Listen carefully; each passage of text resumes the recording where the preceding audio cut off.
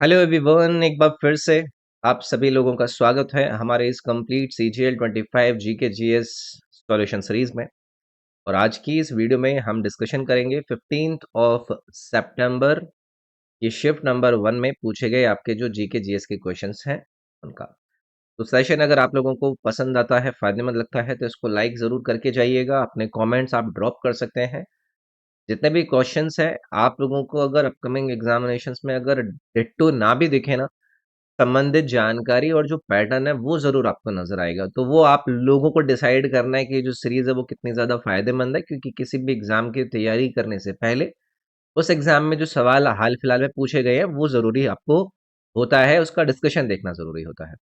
तो चलिए भाई, पहला सवाल आपके सामने स्क्रीन पर आएगा। कमेंट्स कर सकते हैं आप लोग अपना स्कोर भी शेयर कर सकते हैं। पहला सवाल, हाउ मेनी पेयर्स, पेयर्स पर ध्यान दीजिएगा। देखो वर्डिंग इंपॉर्टेंट है कि कितने पेयर्स हैं या फिर सिंगल नॉर्मली चीज पूछ रहे हैं। How many pairs of decorative wheels are found on the Konark sun temple chariot. Konark सूर्य मंदिर के रथ पर कितने जोड़े सजावटी पहिए लगे हैं। देखो, कोणार्क सन टेम्पल के बारे में सभी को मोस्टली पता होगा, यूनेस्को वर्ल्ड हेरिटेज साइट है। इसके अलावा आपसे पूछा जा सकता है कि बताइए किसके द्वारा इसको बनवाया गया था, तो आप किसका नाम याद रखते हैं? नरसिम्हदेव वन, जो कि ईस्ट गंग डायनेस्टी के रूलर हुआ करते थे। आपसे अगर पूछा जाएगा कि बताइए कोणार्क सन टेम्पल कौन से देवता को डेडिकेटेड है, तो हम कौन से देवता को डेडिकेट करते हैं? सन गॉड को, सूर्य देव को इसे डेडिकेट करते हैं। अब इनके अंदर इन्होंने हमसे क्या पूछा है, इस आपके कोणार्क सन टेम्पल की एक विशेषता के बारे में पूछा है। तो आपको ये याद रखना है कि कोणार्क सन टेम्पल का जो रथ है, जो चैरियट है, वो सूर्य देव के रथ का एक सिंबॉलिक रिप्रेजेंटेशन है। और इस पर आपको बने हुए नजर आएंगे 12 पेयर। तो पेयर 12 हैं, तो कितने नंबर ऑफ व्हील्स नजर आएंगे? 24 नंबर ऑफ आपको व्हील्स नजर आएंगे। तो ये ध्यान रखिएगा कि उन्होंने पेयर पूछा है या फिर सीधे नंबर ऑफ व्हील्स पूछ लिया है। तो अगर टोटल व्हील्स का नंबर पूछे 24, पेयर पूछा है तो आपका 12। कल को ये भी आपसे पूछ सकते हैं कि ये जो 12 पेयर आपको कोणार्क सन टेम्पल के चैरियट में नजर आ रहे हैं, ये बताइए किस चीज का रिप्रेजेंटेशन करते हैं। तो ये 12 जोड़े जो है ना, ये आपके 12 मंथ ऑफ ईयर, यानी कि साल के 12 महीनों को रिप्रेजेंट करते हैं। और हर व्हील के अंदर आपको नजर आएंगे 8 स्पोक्स लगे हुए, यानी कि 8 तीलियां लगी हुई। और ये जो तीलियां हैं ये क्या करती हैं, ये किसका रिप्रेजेंटेशन करती हैं? ये टाइम डिवीजन को रिप्रेजेंट करती हैं, यानी कि समय का विभाजन रिप्रेजेंट करती हैं, शो करती हैं। जैसे कि घड़ी, जैसे कि प्रहार, वो मल्टीपल टाइम डिवीजन होते हैं, उसका शो ऑफ करती हैं। तो याद रखेंगे इन बातों को, 12 पेयर आपका यहाँ पर करेक्ट जाएगा। नेक्स्ट है, which of the following best captures the cultural essence and rituals of Baransdol mela in Rajasthan. निम्नलिखित में से कौन सा राजस्थान के 12 के डोल मेले के सांस्कृतिक सार और अनुष्ठानों को सबसे अच्छी तरीके से दर्शाता है? तो हाल फिलहाल के एग्जाम में पूछे गए इस तरीके के सवालों में वो अब आपसे ये नहीं पूछते हैं कि एक आपको मेला दे दिया या फिर फेस्टिवल दे दिया और उनका जो संबंधित राज्य है वो पूछ लिया। अब वो आपसे ये तो आपको सवाल में बता देंगे कि वो जो आपका मेला है या फेस्टिवल है वो कौन से राज्य के अंदर है, लेकिन उससे रिलेटेड पूछेंगे कि बताइए चारों विकल्प में इसकी जो एसेंस है, उसकी जो रिचुअल्स का कल्चरल कैप्चरेशन आपको नजर आता है वो किसके अंदर नजर आता है। तो ये बरान का डोल मेला आपको यहाँ पर नजर आ रहा है, जो कि राजस्थान का एक इम्पोर्टेंट कल्चरल फेस्टिवल है। और इसका जो कल्चरल एसेंस या फिर सबसे अच्छा आपको रिफ्लेक्शन नजर आता है वो किस में नजर आता है, वो एक एक करके हम ऑप्शन देखेंगे। पहला है, the fair opens with dev viman stunts by akhara artist and concludes with an amavasya night immersion across the city. मेले की शुरुआत अखाड़ा कलाकारों द्वारा देव विमान करतब के साथ होती है और इसका समापन अमावस्या की रात शहर भर में विसर्जन के साथ होता है। देखो, देव विमान स्टंट डोल मेला का कोर फीचर है ही नहीं, जो कि इन्होंने यहाँ पर दिया था आपको। तो ये हमें क्या करना पड़ेगा, एलिमिनेट करना पड़ेगा। दूसरा है, lord Shri ji and Raghunath ji processions on Jhaljhulani Gyaras attract traders from several states, यानी कि झलझुलनी ग्यारस पर भगवान श्री जी और रघुनाथ जी की शोभा यात्राएं कई राज्यों के व्यापारिकों को आकर्षित करती हैं। ये वाली बात आपको इस मेले से रिलेटेड याद रखनी है। तो लॉर्ड श्री जी और ये जो रघुनाथ जी हैं, इनकी पोजेशंस यानी कि शोभा यात्राओं के थ्रू जो झलझुनी ग्यारस है उस पर आपकी निकाली जाती है, और इस इवेंट के अंदर आपको बड़े लेवल पर रिलीजियस प्रोसेशंस देखने के लिए मिलती हैं। काफी स्टेट से अलग अलग ट्रेडर्स और डिवोटीज आते हैं, और ये जो मेला है ना वो रिलीजियस और कमर्शियल वो दोनों नेचर का होता है। तो यहाँ पर आपका ये जो बी वाला ऑप्शन इन्होंने दिया था ये आपका करेक्ट था। अब यहाँ पर राजस्थान के इस मेले की बात हो रही है, डोल मेला, ये तो आपको याद रहेगा। इसके अलावा और कौन सा आपको मेला सुनने के लिए मिलता है? आपको पुष्कर मेला का नाम सुनने के लिए मिलता होगा। और कौन सा नजर आता है? एक आपको नजर आएगा कोलायत फेस्टिवल या फिर कोलायत फेयर, ये भी आपको राजस्थान से संबंधित नजर आएगा। और ऐसे ही आपको नजर आएगा बेनेश्वर मेला। बेनेश्वर, ये तीन मेले और हैं, इनका भी संबंध आप राजस्थान से संबंधित याद रखेंगे। नेक्स्ट है, which of the following correctly describes the sarthavaha in Gupta dynasty administration? निम्नलिखित में से कौन गुप्त वंश के प्रशासन में सार्थवाह का सही वर्णन करता है? जब कभी भी हम किसी भी एंशिएंट इंडियन डायनेस्टी का डिस्कशन करते हैं तो वहां पर अलग अलग प्रकार के आपको टर्मिनोलॉजीज पढ़ाए जाते हैं। जैसे कि यहाँ पर सार्थवाह के बारे में बात करिए, तो सार्थवाह गुप्ता पीरियड में जो ट्रेडिंग गिल्ड्स हुआ करते थे ना, यानी कि व्यापारिक जो संघ हुआ करते थे, उनके प्रमुख उनके हेड होते थे। जो अलग-अलग जो ट्रेडिंग कम्युनिटीज यानी कि व्यापारिक समुदाय हुआ करते थे, उनका रिप्रेजेंटेशन करा करते थे। और ये लोग ट्रेडर्स के अधिकार प्रोटेक्ट करने का काम करते थे, ट्रेड रेगुलेशंस और डिसिप्लिन मेंटेन करते थे। स्टेट्स और ट्रेडर्स के बीच में जो एक पुल है, एक ब्रिज है, उसका काम करते थे आपके सार्थवाह। तो पहला ऑप्शन इन्होंने दिया है chief artisan overseeing temples and scripture guilds, यानी कि मंदिरों और मूर्तिकला संघों की देखरेख करने वाला मुख्य कारीगर। जी नहीं, मिलिट्री आई मीन जो चीफ आर्टिसन है ये इससे रिलेटेड मतलब होता है, लेकिन ट्रेडर से मतलब ट्रेडर से रिलेटेड नहीं होता है। तो यहाँ पर आपका ये पहला वाला जो ऑप्शन है ये आपका गलत जाएगा। दूसरा है officer in charge of military requirement, सैन्य भर्ती का जो प्रभावी अधिकारी है, इससे भी संबंध नहीं है। Head of the trading guilds representing various trading communities, ये वाला जो ऑप्शन है ये आपका सही जाएगा। ठीक है, इस तरीके की चीजें पूछ ली जाती हैं। गुप्ता जो प्रशासन है उसमें और भी इंपॉर्टेंट पोस्ट आपको नजर आएंगी, जैसे कि एक आपको महादंड नायक के बारे में मैंने बताया था। महादंड नायक, ये कौन है महादंड नायक? ये थे आपके जो चीफ जुडिशियल ऑफिसर थे, है ना। ऐसे ही मैंने एक और आपको बताया था उपारिका। उपारिका का बताएगा कि उपारिका कौन होते थे आपके इस गुप्ता एडमिनिस्ट्रेशन के अंदर? ये प्रोविंशियल गवर्नर हुआ करते थे, प्रांतीय गवर्नर हुआ करते थे। ऐसे ही एक और आपको लोकल या फिर एडमिनिस्ट्रेशन के अंदर मैं बताता हूं जिसका नाम था विषयपति। विषयपति, विषयपति कौन हुआ करते थे गुप्त प्रशासन के अंदर? ये डिस्ट्रिक्ट के हेड हुआ करते थे, इनको हम डिस्ट्रिक्ट हेड कह देते हैं। तो ये एक इम्पोर्टेंट इवेंट है, ऐसे जो आपके टर्मिनोलॉजीज हैं अलग अलग प्रशासन में वो पूछ लिए जाते हैं। ठीक है, नेक्स्ट है which of the following best reflects Kerala's musical instrument heritage? निम्नलिखित में से कौन सा विकल्प केरल की वाद्य यंत्र परंपरा को सबसे अच्छा तरीके से दर्शाता है? चार ऑप्शन इन्होंने यहाँ पर आपको दे दिए। अब एक एक करके हमें देखना होगा कि भाई यहाँ पर केरल की म्यूजिकल इंस्ट्रूमेंट हेरिटेज को बेस्ट रिफ्लेक्ट करने का काम कौन सा करेगा। देखो, जब कभी भी केरल की म्यूजिकल इंस्ट्रूमेंट हेरिटेज का सबसे अच्छे से रिप्रेजेंट करने के लिए हमें पूछा जाता है ना, तो बहुत सारी चीजें निकल कर आती हैं, लेकिन ऑप्शन वाइज हमें यहाँ पर जाना होगा। पहला है Ravanhatha originated in Kerala and spread northward, यानी कि रावण हट्टा की उत्पत्ति केरल में हुई और यह उत्तर की ओर फैल गई। क्या ये स्टेटमेंट करेक्ट है? यार, ये रावण हट्टा राजस्थान से रिलेटेड है, ये केरल से रिलेटेड नहीं है। दूसरा है Kerala's music uses only wind instruments like तुरी एंड कोम्बू, यानी कि केरल में संगीत में केवल तुरी और कोम्बू जैसे वायु वाद्य यंत्रों का उपयोग होता है। क्या ये सही है? ये भी आपका गलत है। केरल में सिर्फ विंड इंस्ट्रूमेंट्स नहीं, बाकी प्रिकर्शन जो इंस्ट्रूमेंट्स होते हैं वो बहुत इंपॉर्टेंट होता है। ठीक है, दूसरा है Kerala's instruments are recent and mostly western influence. Kerala के वाद्य यंत्र नवीनतम है और अधिकतर पश्चिमी प्रभाव से प्रभावित हैं। ये भी आपका गलत रहेगा। क्यों? क्योंकि इंस्ट्रूमेंट्स रीसेंट नहीं है केरला के, उनका तो संबंध प्राचीन जड़ों से है।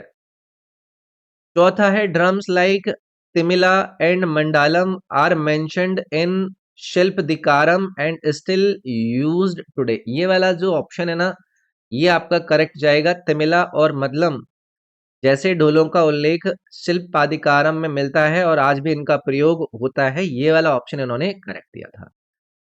तो तिमिला और जो मंडलम है मैंने यहाँ पर दिया है, ये ड्रम्स हैं, ये ढोल्स हैं, जिनका जिक्र एंशियंट जो तमिल टेक्स्ट है आपके इस शिल्पादिकम, इसमें भी आपको देखने के लिए मिलता है और आज भी इनका यूज होता है। इसका मतलब क्या है? इसका मतलब ये है कि केरल का जो म्यूजिक कल्चर है वो बहुत ही एंशियंट है और इवन कॉन्टिन्यूस भी रहा है। वेस्टर्न इन्फ्लुएंस से नहीं, ये बल्कि जो इंडिजिनस ट्रेडिशन से यानी कि जो स्थानीय परंपराएं हैं उनसे डेवलप हुआ है। तो याद रखेंगे इन बातों के। तो ऐसे जो केरला राज्य का जब हम डिस्कशन करते हैं ना, तो उनके मेजर ट्रेडिशनल जो इंस्ट्रूमेंट्स हैं वो हमें पता होना चाहिए। जैसे कि एक मेजर ट्रेडिशनल इंस्ट्रूमेंट में आपको चैंदा का नाम याद रखना है। ये टेम्पल और फेस्टिवल्स में आपका यूज होता है। ऐसे ही आपका मड्डलम एक ये है, इसका भी आप कभी सुन सकते हैं। तो ये जो पंचवाद्यम इंसेम्बल है ना, उसका ये भाग है। ऐसे ही इद्दका, अभी कई सारे मैंने आपको यहाँ पर नाम बताए, ये क्या हैं? ये आपके ट्रेडिशनल इंस्ट्रूमेंट्स है केरला के। ठीक है। बाकी कथकलिक म्यूजिक जो इम्पोर्टेंट म्यूजिक फॉर्म है केरला से रिलेटेड, मोहिनी अट्टम, वो आपके केरला के कुछ इंपॉर्टेंट म्यूजिक फॉर्म से अपना संबंध भी आपको याद रखते हैं। Why is fibreglass preferred over metal for making high jump bars? High jump bar बनाने के लिए धातु की अपेक्षा फाइबर ग्लास को प्राथमिकता क्यों दी जाती है? देखो, फिजिक्स पर बेस्ड सवाल है और एक बेसिक अंडरस्टैंडिंग और एक कॉमन सेंस बस आपसे मांग रहा है कि सवाल को आंसर करने के लिए आप लोग इसको यूज कर ले। पहला है metal is too flexible for accurate performance. Metal too flexible नहीं होता है। दूसरा है fibre glass is light flexible and safer on impact. ये वाली बात इन्होंने करेक्ट करी। सी में इन्होंने बोला कि metal metal bands permanently, fibre glass is rigid. ये वाली बात सही है। अरे फाइबर ग्लास रिजिड नहीं होता है। फिर इन्होंने चौथे ऑप्शन में दिया कि fibre glass is cheaper and easier to shape. Fibre glass सस्ता है और आकार देना इसे आसान है। सिर्फ सस्ता होना मेन रीजन नहीं होता है। ठीक है। तो इन्होंने बी ऑप्शन जो दिया था वो इसमें आपका करेक्ट जाता। तो होता है क्या है ना, जब हम हाई जंप की बात करते हैं ना, उसमें फाइबर ग्लास बार इसलिए यूज होती है क्योंकि ये लाइट वेट होती है, हल्की होती है, फ्लेक्सिबल होती है यानी कि लचीली होती है और इम्पैक्ट पर सेफ यानी कि सुरक्षित भी होती है। यानी एथलीट को चोट लगने का रिस्क इसके साथ कम हो जाता है। समझ रहे हो? और मेटल बाल के अंदर क्या होगा, वो हैवी हो जाएगी, काफी स्टिफ होती है, गिरने पर सीरियस इंजरी हो सकती है अगर इधर उधर किसी को लग लगा गई तो ये मतलब बेसिक अंडरस्टैंडिंग से आप इस सवाल को वैसा आंसर कर सकते थे। अब देखो, जो मॉडर्न एथलेटिक्स है उसमें मटेरियल के यूज को लेकर आपको काफी सारी क्लैरिटी होनी चाहिए। जैसे कि पोल वॉल्ट है, पोल वॉल्ट का नाम सुना है? इसमें भी फाइबर ग्लास पोल्स का ही यूज होता है। जैसे कि आपके इवन रनिंग ट्रैक्स होते हैं उसमें आपके सिंथेटिक सरफेस यूज होते हैं। तो ये सब एथलीट सेफ्टी और परफॉर्मेंस इंप्रूव करने का काम करता है। चलिए आगे बढ़ेंगे। Arrange the following rulers of Delhi Sultanate in the correct chronological order of their reigns starting from the earliest। तो यार दिल्ली सल्तनत के निम्नलिखित शासकों को उनके शासनकाल के सही कालानुक्रमिक क्रम में हमें व्यवस्थित करना है, प्रारंभिक काल से शुरू होते हुए। रजिया, गियासुद्दीन बलबन, कुतुबुद्दीन ऐबक और इल्तुतमिश। यार सीधे सीधे देखो, ऑप्शन एलिमिनेशन से जाओगे आपको और ज्यादा इजी पड़ेगा यहाँ पर, बट ऐसा कुछ इसके अंदर है नहीं। सबसे पहले तो कुतुबुद्दीन ऐबक ही आएगा भाई। आपका जो ऐबक है वो दिल्ली सल्तनत का फर्स्ट रूलर था, है क्या नहीं? मतलब ये बेसिक बात है, इनको लेकर ऐसे नहीं है कि बहुत ज्यादा खतरनाक बात कर दी गई है। तो सबसे पहले कुतुबुद्दीन ऐबक आएगा। उसके बाद अगर कुतुबुद्दीन ऐबक को हम सबसे पहले ला रहे हैं तो इसको एलिमिनेट कर देंगे और इसको एलिमिनेट कर देंगे। दो ऑप्शन बचे। कुतुबुद्दीन ऐबक के बाद कौन आता है? इल्तुतमिश आता है।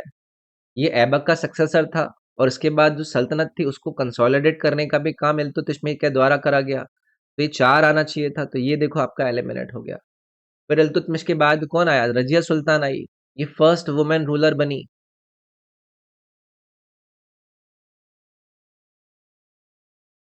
दिल्ली सल्तनत की। एंड देन फिर आपका गयासुद्दीन बलबन आपका सही जाएगा। ये आपका स्ट्रॉन्ग सेंट्रलाइज्ड प्रशासन बनाने का श्रेय इसको दिया जाता है। तो बेसिक सी बातें इन्होंने दी थी, तो यहाँ पर करेक्ट ऑर्डर आपका ये जो ए वाला ऑप्शन था ना, ये सही चला जाता। हाँ, कुतुबुद्दीन ऐबक को लेकर आपसे यही बातें पूछी जा सकती हैं कि बताइए कि भाई स्लेव डायनास्टी का जो फाउंडर है वो कौन है? कुतुबुद्दीन ऐबक है। इल्तुतमिश को लेकर यही पूछा जा सकता है कि बताइए कि इल्तुतमिश के द्वारा या फिर इक्ता सिस्टम प्रॉपरली किसने इंट्रोड्यूस किया? तो इक्ता सिस्टम को इंट्रोड्यूस करने के लिए इल्तुतमिश का नाम पूछ लिया जाएगा। रजिया सुल्तान के नाम पर यही सवाल बनता है कि बताइए फर्स्ट फीमेल सुल्तान जो दिल्ली की बनी वो कौन बनी? और बलबन के नाम पर बहुत सारे आपको नजर आएंगे, जैसे कि जो किनशिप की थ्योरी है वो किसके समय में आई? बलबन के समय में आई। या फिर जो शैडो ऑफ गॉड यानी कि जिसको जील ए इलाही कहा गया, वो कौन था? वो आपका यही था भाई, बलबन। तो ये बातें आपको याद रखनी है इन सल्तनत रूलर से रिलेटेड। और भी दुनिया भर के सवाल बनते हैं, बट ये कुछ मैंने आपको ऐसे सवाल बता दिए जो कि हो सकता है आगे आपसे अपकमिंग एग्जाम्स के अंदर पूछ लें।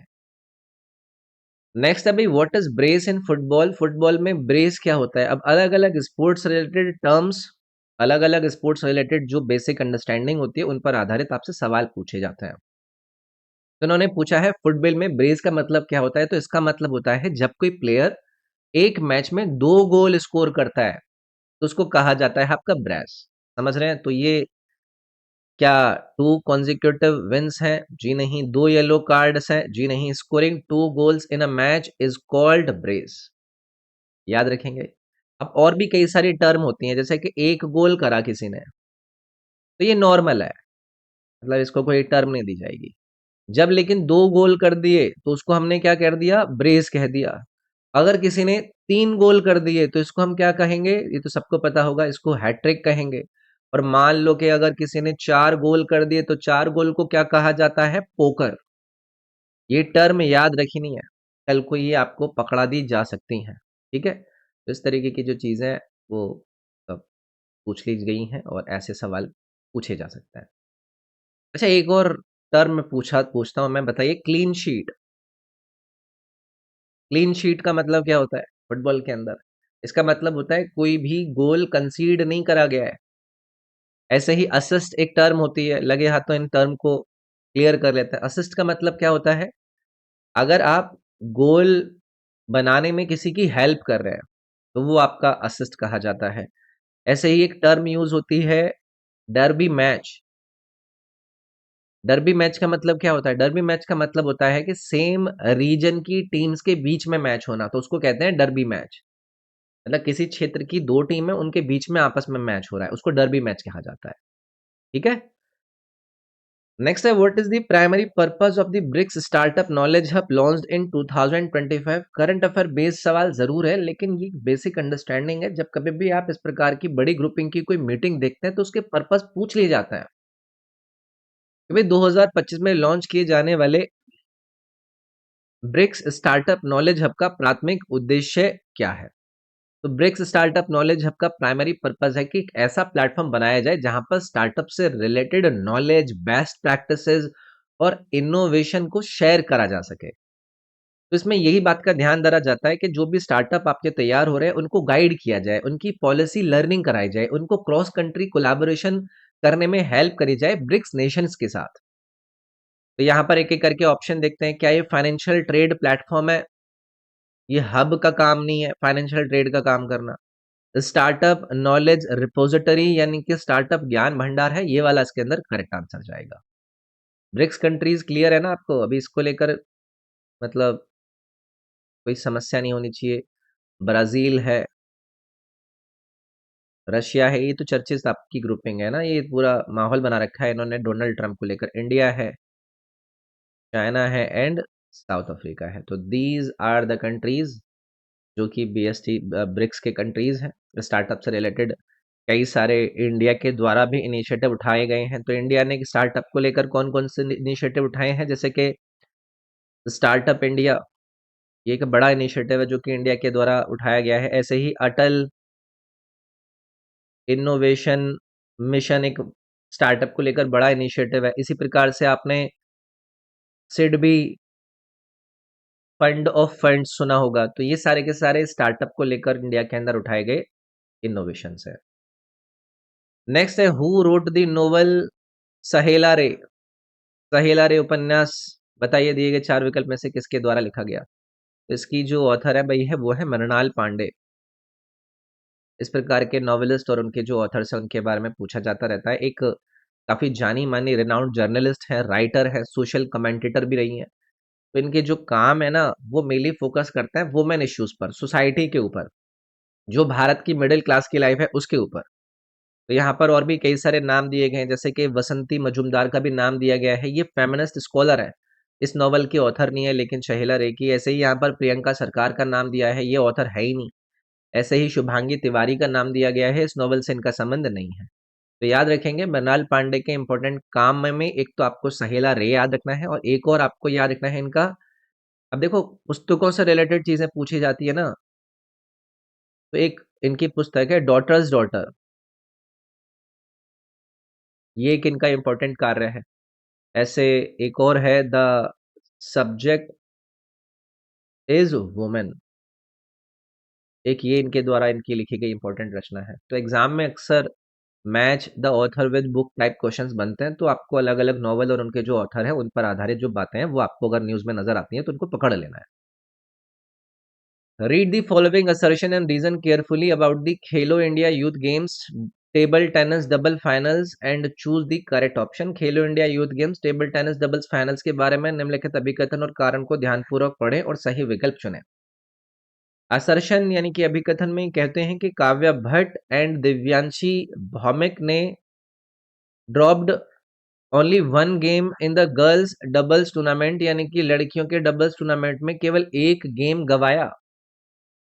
दे beat Shubhankrita Dutta and Avisha Karmakar 3-0 in the final. अब देखो ये दो बातें दी गई हैं, दोनों बातों को अगर आप देखेंगे तो दोनों में एक ना एक एक चीज आपको अलग नहीं नजर आएगी, मतलब इस तरीके की कि भाई कैसे है। लेकिन इसमें क्या है ना, कंफ्यूज होंगे, उनको लगेगा कि ऊपर तो लिखा गया है कि ड्रॉप्ड ओनली वन गेम और नीचे 3-0 से, अरे गेम बोला है उन्होंने, गेम, सेट पूरा का पूरा नहीं। तो असर्शन यहाँ पर सही है क्योंकि काव्य भट्ट और ये जो दिव्यांकी भौमिक है ना, इन्होंने गर्ल्स डबल टूर्नामेंट में सिर्फ एक गेम ड्रॉप किया था। तो ये मतलब वही है कि जो गेम्स वगैरह हुए उनसे रिलेटेड आपको तैयार रहना है। और दूसरा है they beat Shubhankrita Dutta and Avisha Karmakar 3-0 in the final, ये भी ठीक है। इन्होंने गेम पॉइंट एक गवाया, ये सेट नहीं हारे थे। तो ज्यादातर लोगों को लगता है कि यार ऊपर तो ये एक गेम ऑलरेडी बोल रखा है कि इन्होंने गवा दिया, तो या तो ऊपर वाला गलत है या नीचे वाला गलत है, लेकिन उन्होंने गेम गवाया, सेट नहीं गवाया है।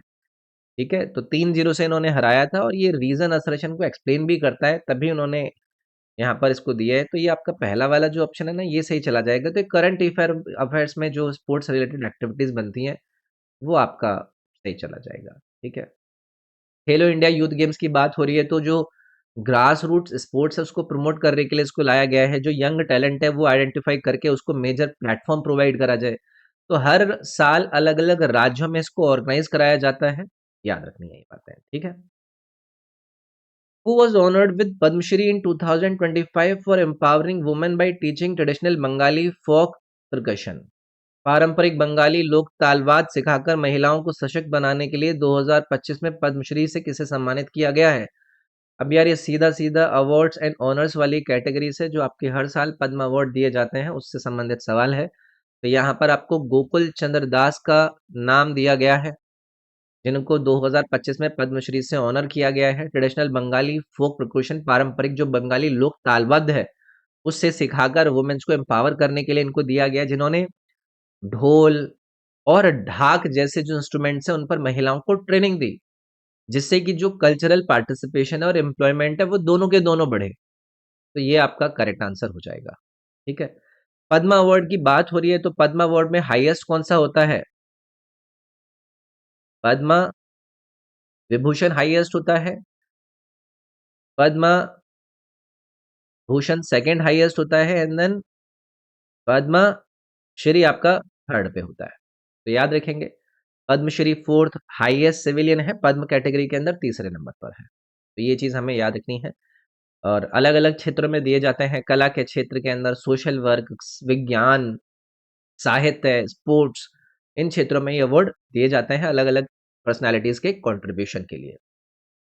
India's land area covers what percentage of the world's total area, यानी कि भारत का भूमि क्षेत्र विश्व के कुल क्षेत्रफल का कितना प्रतिशत है? भूमि क्षेत्र इन्होंने पूछा है। इंडिया का जो लैंड एरिया है, वर्ल्ड के टोटल लैंड एरिया का लगभग 2.4% है। जो ज्योग्राफी वाली क्लासेस हमारी ल्यूसेंट की चलती हैं, वहां पर डिस्कस करा था मैंने ये सवाल। तो ये छोटा परसेंट होने के बावजूद इंडिया दुनिया की सेकंड लार्जेस्ट पॉपुलेशन अपने पास रखता है, मतलब पॉपुलेशन डेंसिटी काफी हाई है हमारे इंडिया के अंदर। तो याद रखेंगे इसको। ये 2.4 वर्ल्ड लैंड एरिया का है, और वर्ल्ड पॉपुलेशन का हिस्सा कितना रहेगा अगर कल को आपसे सवाल पूछ ले, तो 17 से 18% है वर्ल्ड पॉपुलेशन का हिस्सा हमारे पास। और यहीं से क्वेश्चन हमसे बनते हैं कि भाई पॉपुलेशन प्रेशर कैसा है, रिसोर्स मैनेजमेंट कैसा हो रहा है। तो फिलहाल ये 2.4% वाला जो डेटा है वो हमें याद रखना है। नेक्स्ट है, what is the orbital regime for the NISAR NASA ISRO synthetic aperture radar satellite. NISAR उपग्रह की कक्षीय व्यवस्था इन चार में से बताइए कौन सी है। निसार पर कई बार चर्चा हमने करी है। सैटेलाइट को रखा जाएगा आपके इस लियो के अंदर, लियो यानी कि लो अर्थ ऑर्बिट में, ठीक है।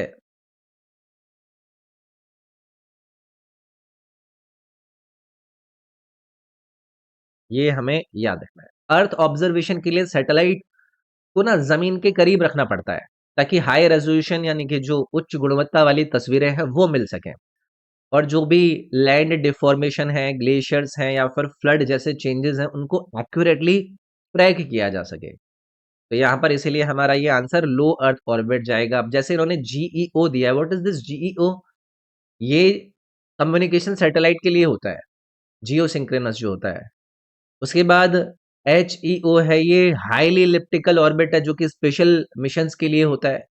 एलईओ पर बात कर ली, ऐसे ही इन्होंने एसएसओ दिया है। एसएसओ एक्चुअली में जो एलईओ है ना, उसी का एक स्पेशल टाइप होता है, पर ऑर्बिट रिजिम जनरल फॉर्म में लियो ही होता है, ठीक है।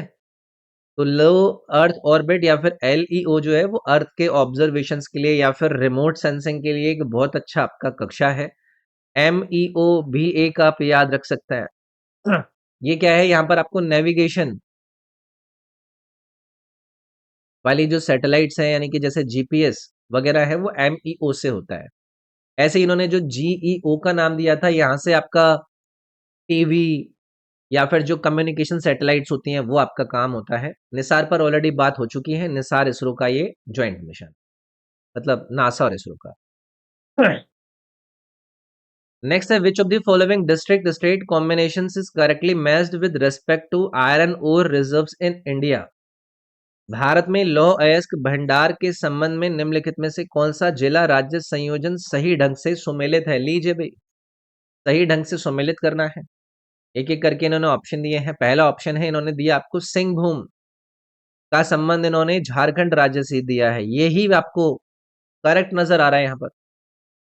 दूसरा इन्होंने आपको मयूरभंज और उत्तर प्रदेश दिया है। मयूरभंज उड़ीसा में है, उत्तर प्रदेश में नहीं है। ऐसे ही यहाँ पर इन्होंने सुंदरगढ़ को किस में दिया है? मेघालय के अंदर। सुंदरगढ़ किसके अंदर है? उड़ीसा के अंदर है,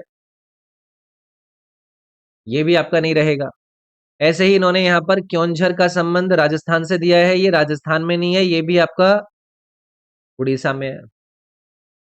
तो ये भी याद रखना है, जो हमने गलत किया है वो है कहाँ पर, ठीक है। तो मेजर जो आपको आयरन बेल्ट भारत के अंदर नजर आती है ना, वो उड़ीसा झारखंड बेल्ट, जिसमें आपका सिंहभूम हो गया, आपका ये जो क्योंझर है ये हो गया, आपका दुर्ग बस्तर और जो चांदपुर वाली बेल्ट है वहां पर हो गया। हाँ, ठीक है। बैले और चित्तर दुर्ग वाली बेल्ट है, महाराष्ट्र और गोवा वाली बेल्ट है, वहां पर नजर आएगा। Which of these biomolecules is an essential component of the plasma membrane. इसमें से कौन सा जैव अणु प्लाज्मा झिल्ली का एक आवश्यक घटक है? अगेन अच्छा सवाल है, बायोलॉजी से संबंधित सवाल इन्होंने पूछा है। प्लाज्मा मेम्ब्रेन या फिर कोशिका जो झिल्ली होती है ना, उसका मेन स्ट्रक्चर बना होता है आपका फॉस्फोलिपिड से, ठीक है। अब ये क्या करते हैं, ये जो बाइलेयर स्ट्रक्चर है ना वो बताते हैं, और सेल के अंदर और बाहर का जो इन्वायरमेंट है उसको सेपरेट करने का काम करता है। तो सेलेक्टिवली ये परमिएबल होते हैं, यानी कि चयनित रूप से ये पारंगम्य होते हैं और उसको अलाउ करते हैं सो दैट कि जो अपने हिसाब की चीज़ें उनको ये कर सके। सेलुलोज इसमें गलत हो जाएगा भाई। प्लांट सेल का ये भाग है, मेम्ब्रेन का नहीं है। डीएनए इन्होंने ऑप्शन दिया है, डीएनए क्या है? ये एक जेनेटिक मटेरियल है, ठीक है? बाकी ग्लाइकोजन इन्होंने दिया है, ये एनर्जी स्टोरेज का मॉलिक्यूल है।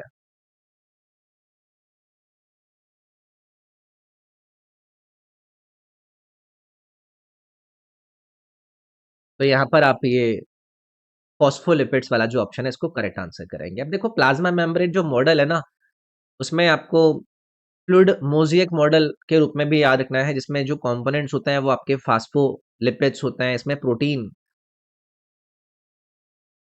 आपको नजर आता है, इसमें आप कोलेस्ट्रॉल जो एनिमल सेल्स के अंदर कोलेस्ट्रॉल होते हैं वो नजर आते हैं। तो ये वाली बात भी याद रखनी है।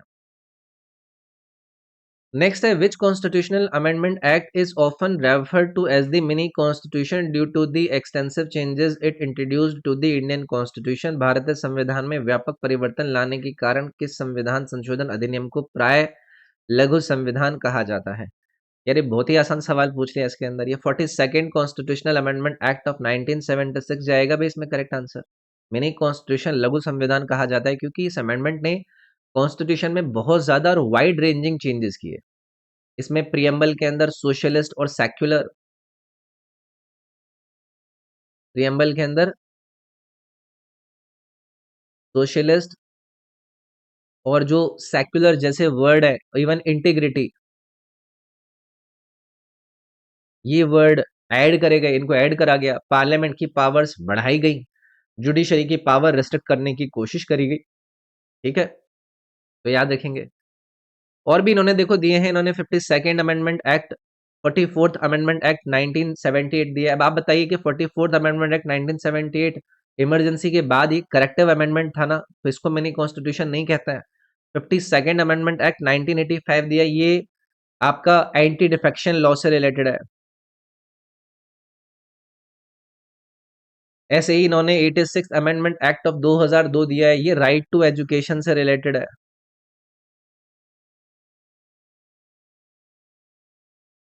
तो ये हमें आइडिया होना चाहिए। अब 42nd अमेंडमेंट के कई सारे की फीचर्स हैं, जैसे कि फंडामेंटल जो ड्यूटीज हैं उनको ऐड किया गया, सेंटर और स्टेट के जो रिलेशन है उसको चेंज करा गया, इसीलिए इसको मिनी कॉन्स्टिट्यूशन का नाम दिया जाता है। नेक्स्ट है, why it is generally more severe to burn by steam at 100 degree Celsius than by boiling water at 100 degree Celsius? यार ये बहुत ही सिंपल सवाल है, अगर आप में से किसी ने भी थर्मोडायनामिक्स अच्छे से पढ़ी है। इन्होंने कुल मिलाकर ये पूछा है कि 100 डिग्री सेल्सियस पर उबलते पानी की तुलना में 100 डिग्री सेल्सियस पर भाप से जलना सामान्यतः अधिक गंभीर क्यों होता है? तो होता है क्या है ना, जो भाप है, जो स्टीम है, वो जलना बॉइलिंग वाटर से ज्यादा सीवियर होता है, क्योंकि जो स्टीम है ना उसके पास होती है लेटेंट हीट ऑफ वेपराइजेशन,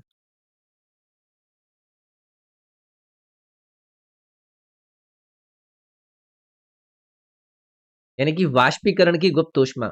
तो जब भाप स्किन पर कंडेंस होती है ना, तो वो अपनी जो एक्स्ट्रा हीट है उसको रिलीज करती है। इस वजह से बर्न ज्यादा सीरियस हो जाता है, ठीक है?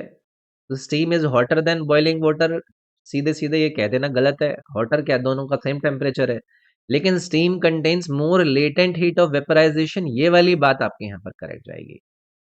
समझ गए? अब आप पूछोगे कि ये जो लेटेंट हीट है जिसको हम गुप्त ऊष्मा कह रहे हैं, ये क्या है या फिर इसके अंदर क्या होता है? तो टेम्परेचर चेंज नहीं होता, इसमें स्टेट चेंज होता है, जिससे कि लिक्विड जैसे गैस में आ रहे हैं। तो कॉमन एग्जांपल में आप देखते हैं कि आइस टू वाटर, जब ये चेंज होता है तब आपको ये लेटेंट हीट नजर आती है। इवन जो वाटर टू स्टीम वाला है वहां पर कुछ लेटेंट हीट, कुछ गुप्त ऊष्मा उसको मिलती है, इसी वजह से बर्न ज्यादा होता है। नेक्स्ट है, consider the following statement about the e Sanjeevani initiative. E Sanjeevani पहल के बारे में निम्नलिखित कथनों पर विचार करें। ये दो स्टेटमेंट दिए गए हैं और पूछ रहे हैं कि ई संजीवनी स्टेटमेंट को लेकर, इनिशिएटिव को लेकर बताइए कि इनमें से कौन कौन सा करेक्ट है। तो पहला स्टेटमेंट है, e Sanjeevani OPD enables remote doctor constitutions consultations for citizens via online mode. E Sanjeevani OPD नागरिकों को ऑनलाइन माध्यम से दूरस्थ चिकित्सक परामर्श की सुविधा प्रदान करता है। बिल्कुल सही है। तो स्टेटमेंट 1 यहाँ पर इन्होंने जो दिया था कि ई संजीवनी ओपीडी सिटीजन्स को ऑनलाइन जो डॉक्टर कंसल्टेशन है, यानी कि जो दूर आपके चिकित्सकीय परामर्श है, वो देने का काम करता है। दूसरा है e Sanjeevani ABHWC connect citizens with Ayushman Bharat health and wellness centres, यानी कि ई संजीवनी एबीएचडब्ल्यूसी नागरिकों को आयुष्मान भारत स्वास्थ्य एवं कल्याण केंद्र से जोड़ने का काम करती है। बिल्कुल सही है। दोनों ही सही चले जाएंगे। ई संजीवनी एक्चुअली में मिनिस्ट्री ऑफ हेल्थ का एक फ्लैगशिप टेलीमेडिसिन प्लेटफॉर्म है, जहां पर free of cost consultation provide करी जाती है और जो आपके रूरल और अर्बन हेल्थ केयर है, उनके गैप को कम करने का ये काम करता है। तो यहाँ पर ये दोनों ही करेक्ट है, इसीलिए ये सी वाला जो ऑप्शन है वो हमारा सही जाता। नेक्स्ट है कंसीडर द स्टेटमेंट्स अबाउट झोड़ा। झोड़ा के बारे में सही कथन बताइए भाई, विचार करें मतलब, और बताइए कि कौन कौन से यहाँ पर आपके सही हैं। क्या बोल रहे हैं झोड़ा? तो झोड़ा है क्या? तो उत्तराखंड के कुमाऊं वाले रीजन का एक पॉपुलर फोक डांस है ये। उत्तराखंड के कुमाऊं रीजन का लोक नृत्य है। तो पहला स्टेटमेंट है कि it is danced in Kumaon by mixed circles of men and women during spring fairs. Kumaon में वसंत मेलों के दौरान पुरुषों और महिलाओं के मिश्रित समूह द्वारा ये नृत्य किया जाता है। स्टेटमेंट बिल्कुल सही है। तो जो आदमी और औरत होते हैं उनके मिक्स सर्कल्स यहाँ पर स्प्रिंग फेयर में नजर आते हैं। ये वाला स्टेटमेंट बिल्कुल ठीक था। दूसरा है the dance is accompanied primarily by hurka drum, यानी कि ये नृत्य मुख्य रूप से हुरका ढोल के साथ होता है। ये वाली बात भी सही है। तो ये हमें याद रखना है। उत्तराखंड के जो मेजर फोक डांस है उनमें से आपको एक झोड़ा याद रखना है, और भी कई सारे हैं। जैसे कि झोड़ा है ये कुमाऊं रीजन के अंदर होता है, ऐसे ही आपको नजर आएगा एक चोलिया। चोलिया फोक डांस, ये इनके स्वॉर्ड को यूज करके डांस किया जाता है। ऐसे ही एक इनका लंगवीर नृत्य है, वो भी आपका आएगा। ये एक्रोबैट बेस्ड डांस है। तो ये हमारे लिए इंपॉर्टेंट था। दोनों इसमें करेक्ट हो गए, इसीलिए सी वाला ऑप्शन सही चला गया। नेक्स्ट है, ये आपका असर्शन रीजन बेस्ड सवाल दिए हैं। Global ease of doing business indicators excluded informal sectors, यानी कि वैश्विक व्यापार सुगमता संकेतकों में अनौपचारिक क्षेत्रों को शामिल नहीं किया गया है। ये आपका स्टेटमेंट करेक्ट है। दूसरा रीजन इन्होंने दिया है कि informal enterprises are difficult to measure consistently across nations, यानी कि विभिन्न देशों में जो अनौपचारिक उद्यम है उनको एक समान रूप से मापना कठिन हो जाता है। ये भी बिल्कुल ठीक है, इसीलिए इनको इनफॉर्मल सेक्टर्स को इंक्लूड भी एक्सक्लूड भी कहा जाता है। तो ये आपका दोनों सही भी है और वो आपका असर्शन को सही से एक्सप्लेन भी कर रहा है। ये आपका ए ऑप्शन सही चला जाएगा इसके अंदर। Ease of doing business World Bank का एक एक्चुअल में इंडेक्स है। 2021 में इसको डिसकंटिन्यू करा गया था और अब एक नया फ्रेमवर्क बिजनेस रेडी इंडिया की रैंक 2020 में उसको देता है, या बाकी भी देता रहता है, वो चर्चा में रहता है, तो उसको तैयार रखना है हमको। How is Indian railways cutting carbon emissions? भारतीय रेलवे कार्बन उत्सर्जन में किस प्रकार कटौती कर रहा है? एक एक करके ऑप्शंस पिक करेंगे सो दैट क्या आइडिया लगे। रिटर्न टू कोल, कोयले की ओर वापसी करके क्या वो कार्बन एमिशन कम कर रहा है? अरे कोल की तरफ वापस जाना एमिशन तो बढ़ाता है, वो कम थोड़ी ना करता है। शिफ्ट टू रोड फ्राइट, यानी कि सड़क माल ढुलाई में बदलाव। रोड फ्राइट ज्यादा पॉल्यूटिंग होता है भाई। तीसरा है electrify broad gauge and reuse renewables, यानी कि विद्युतीकरण ब्रॉड गेज और नवीनीकरण ऊर्जा का उपयोग। ये वाला ऑप्शन इसमें सही चला जाएगा।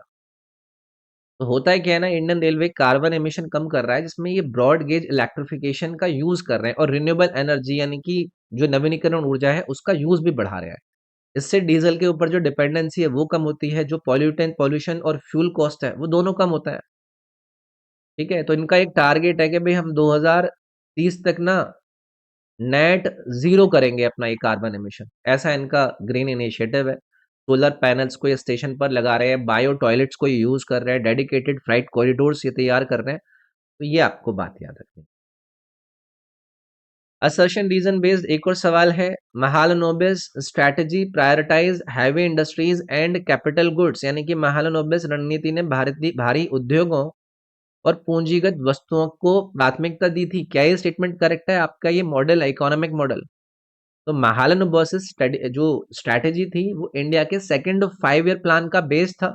और स्टडी का फोकस क्या था कि जो आपकी हैवी इंडस्ट्रीज और कैपिटल गुड्स है उन पर इन्वेस्टमेंट करा जाए। जैसे कि मशीनरी होती है, इंफ्रास्ट्रक्चर होता है, इंडस्ट्रियल बेस होते हैं, ये सब डेवलप करे जाएँगे, जो लॉन्ग टर्म ग्रोथ को सपोर्ट करेगा। इसीलिए आपका ये वाला जो पहला ऑप्शन है, ये इसके अंदर सही चला गया। रीज़न है it was believed that investing in such industries would create long term capacity for growth, ये भी बिल्कुल ठीक है और इसको सही से एक्सप्लेन भी कर रहा है। तो दोनों करेक्ट है और जो रीज़न है वो असर्शन को एक्सप्लेन भी कर रहा है। सेकंड 5 ईयर प्लान से इसका एसोसिएशन है, ये भी हमें याद रखना है। ठीक है? चलिए आगे बढ़ते हैं। Under which article of the Indian constitution is Hindi in Devanagari script declared as the official language of the union?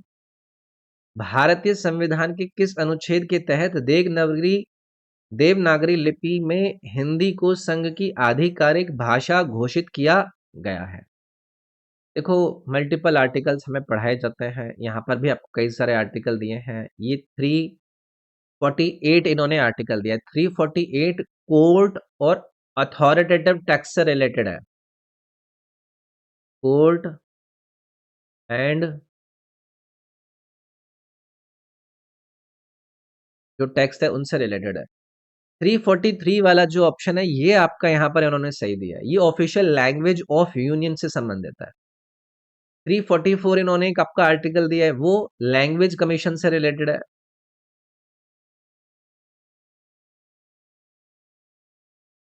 Language यानी कि भाषा आयोग से संबंधित है। आर्टिकल 351 किससे रिलेटेड है? ये हिंदी के डेवलपमेंट से रिलेटेड है।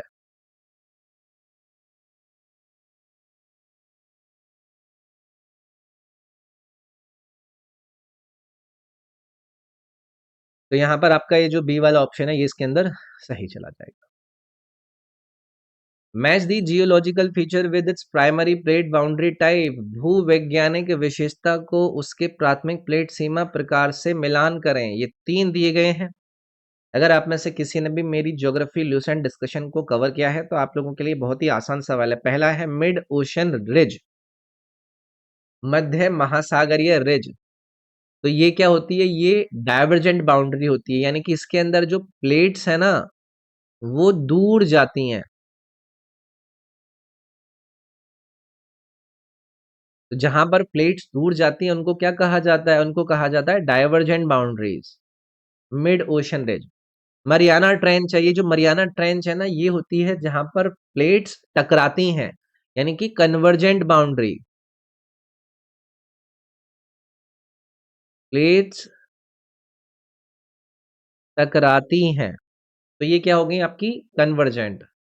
फिर इन्होंने दिया सैन एंड्रियस फॉल्ट, ये क्या है? आपकी ट्रांसफॉर्म बाउंड्रीज है। ट्रांसफॉर्म बाउंड्रीज बोले तो यहाँ पर प्लेट्स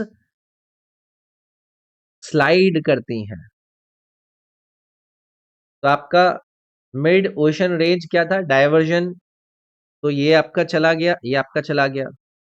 फिर मरियाना ट्रेंच क्या था आपका? कन्वर्जेंट। तो कन्वर्जेंट सेकंड था तो ये भी आपका चला गया। ए ऑप्शन बन गया ना भाई इसके अंदर। तो ये बेसिक चीजें हैं जो डिस्कशन कराते हैं। तो डायवर्जेंट मतलब नई क्रस्ट बनती है, जैसे कि मिड ओशन ब्रिज। कन्वर्जेंट मतलब क्रस्ट डिस्ट्रॉय होती है, जैसे कि ट्रेंचेस डेवलपमेंट होते हैं, माउंटेन्स क्रिएट होते हैं। और ट्रांसफॉर्म मतलब अर्थक्वेक्स कॉमन होते हैं, जैसे कि ये सैन एंड्रियस फॉल्ट जो है। नेक्स्ट है कंसीडर दी फॉलोइंग स्टेटमेंट्स, निम्नलिखित कथनों पर विचार करें और बताएं कि इनमें से कौन कौन से करेक्ट है। एक एक करके देखते हैं। पहला है parliament can create all India services with approval of Rajya Sabha. Statement बिल्कुल सही है कि भाई संसद राज्यसभा की स्वीकृति से अखिल भारतीय सेवाएं बना सकती है। पार्लियामेंट राज्यसभा की अप्रूवल से ऑल इंडिया सर्विसेज क्रिएट कर सकती है। और ये जो प्रोविजन है वो आपको कौन सा आर्टिकल के अंदर दिया गया है? 312 के अंदर। दूसरा है article 312 mention security services as part of all India services. गलत है। आर्टिकल 312 में सिक्योरिटी सर्विसेज का स्पेसिफिकली मेंशन नहीं है। इस 312 में ब्रॉडली ऑल इंडिया सर्विसेज का कॉन्सेप्ट दिया गया है। आईएएस, आईपीएस, आईएफएसओएस, वो चीजें नजर आएंगी। तो यहाँ पर सिर्फ पहला वाला ही स्टेटमेंट करेक्ट था। ठीक है, तो ये बातें आपसे पूछी जा सकती हैं। आईएएस यानी कि Indian administrative service, IPS Indian police service, IFOS यानी कि इंडियन फॉरेस्ट सर्विस। 312 के अंदर राज्यसभा अगर 2/3 मेजोरिटी से रेजोल्यूशन पास करे तो पार्लियामेंट नई ऑल इंडिया सर्विस क्रिएट कर सकती है। ठीक है, तो भाई ये था हमारा डिस्कशन 15th सितंबर 2025 की ये थी हमारी शिफ्ट 1। इसको हम मार्क कर देते हैं। तो इस सेशन अगर आपको पसंद आया तो इसको लाइक ज़रूर करें, अपने फ्रेंड्स के साथ शेयर करें, कमेंट ज़रूर करें और अगर आपने सब्सक्राइब नहीं करा हुआ है तो वो भी ज़रूर करें। बाकी मुझसे पर्सनली कनेक्ट करने के लिए आप रॉबिन SIRG के मेरे इंस्टाग्राम यूज़र नेम पर मुझसे कनेक्ट कर सकते हैं। और ये मेरा एप्लीकेशन है, इस एप्लीकेशन पर आपको ये जो पीडीएफ्स हैं इन सेशंस की वो आपको प्रोवाइडेड होती हैं। तो चलो मिलते हैं। बाकी इस वीडियो के डिस्क्रिप्शन में ना आपको टेलीग्राम, व्हाट्सएप चैनल इन सभी के ना लिंक दिए गए हैं, उन लिंक को आप ज़रूर ज्वाइन कर लीजिएगा। Thank you.